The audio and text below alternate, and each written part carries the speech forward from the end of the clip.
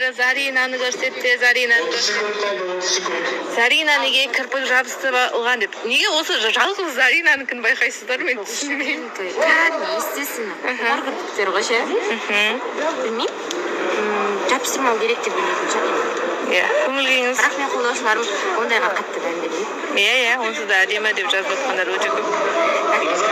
Мариямның көңіл күйі қалай екен? Менікі өте бір керемет болыпты. Өткен қаншама күн андай макияж жағып жүреміз. Біз 2 күн демалып бізде. Суббота, воскресенье от души бедный. Вообще макияж жақпен. Тура солай бір демалып отыр енді күшті оқыды. Бірақ неге айтқандай бір күн емес, бір апта жүрсек. Бірақ білесіз бе, қатты эффект сұрайтын жалғыз қатысушы қыздардан сіз ғанасыз ғой. Сіз просто онша емес эффектімен алғаннан кейін ғана сұраймын.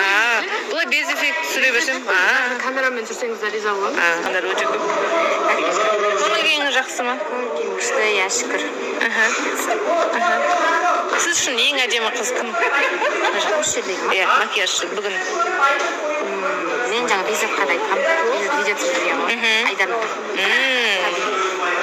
Садәулет, бәріңіз жазып жатсыздар группада жаңа көрдім. Мә қыздар бүйтпей қалатын шығар, сөйтпей қалатын шығар. Қалай ойлайсыз? Қандай разница бар? Разница үлкен екен, шынында екен. Үлкен ба? Иә. Макияж деген сіздерге әсер етеді екен дейсіз қыздар. Мен үйленетін болсам, бірінші әйелімді жуындырып аламын деп шештім.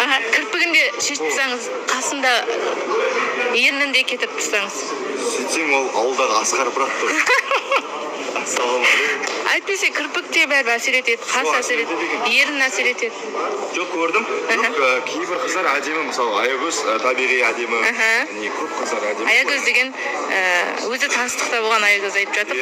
Аягөз бар, кім Жансая, Ақерке, Әсем, вообще негізі көп екен, Айгүл әдемі қыздар.